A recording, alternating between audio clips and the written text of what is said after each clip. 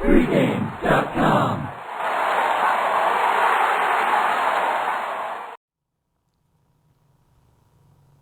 Sunday, NFL action. North of the border, we're going to Canada, folks. Washington at Buffalo. It is a home game for the Buffalo Bills, but they're playing the game in Canada at Toronto. Steven, I'm going to take the lead on this one. This is my free pick, and you can chime in with me. Washington at Buffalo, the Buffalo Bills, they've got to be one of the biggest surprises of the season so far. No question about it. They're playing well, but they did lose 2 of their last 3 games heading into the break. They lost the game at Cincinnati 3-back. That one's understandable. It was the week after, we talk about in college football, tear the goalpost type game down. That was huge when they beat New England. So the flat spot there I can understand. Then they came back against Philadelphia. They really didn't beat Philadelphia. They beat them, but they really didn't. Philadelphia beat themselves in that game. And then last week they lost to the Giants. It was a reversal for Buffalo for a change. Instead of coming from behind, they blew a lead against the Giants. I think this team now, people are starting to get their number. They went into the break. I expect them to be, I think they're vulnerable here. I think the stock is, Buffalo is overvalued right now in the perception of the public, and nobody wants any parts of Washington right now.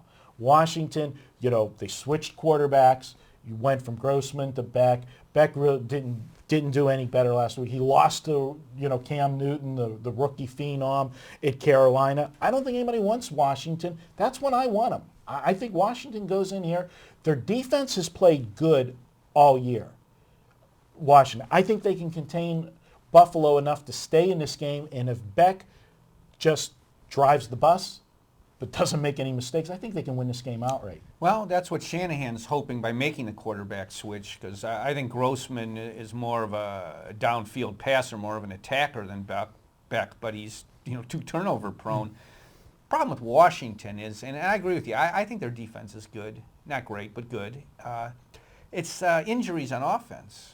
They've lost the left side of their offensive line. Both the tackle and the guard are out. Santana Moss, their best wide receiver, out.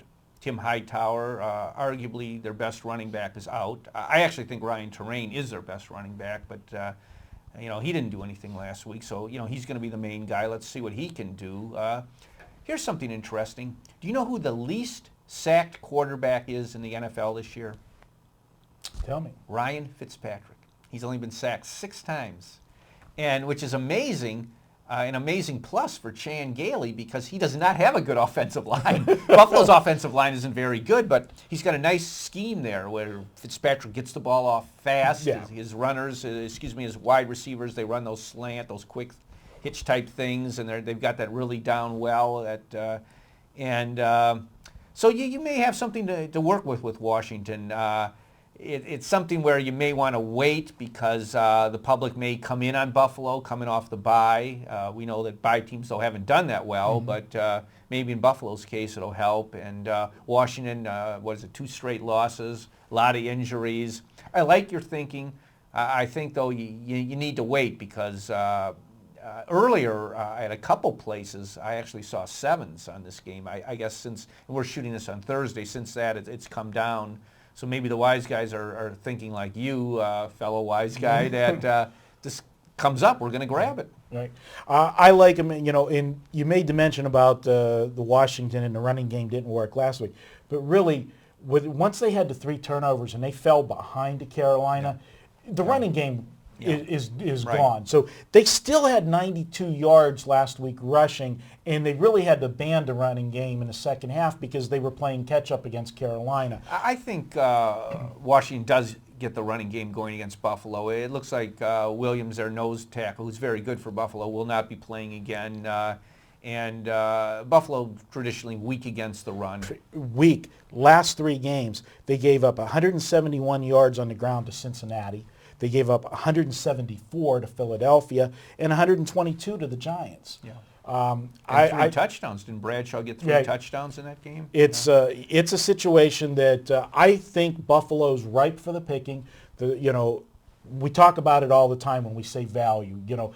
Betting these NFL teams is just like sometimes betting stocks. You want to, buy low, sell high. Right now, the stock is so low on Washington. Nobody wants them. In Buffalo, everybody is happy with them. They're they're starting to believe in Buffalo, where at the beginning of the season they were flying under the radar. Nobody expected this.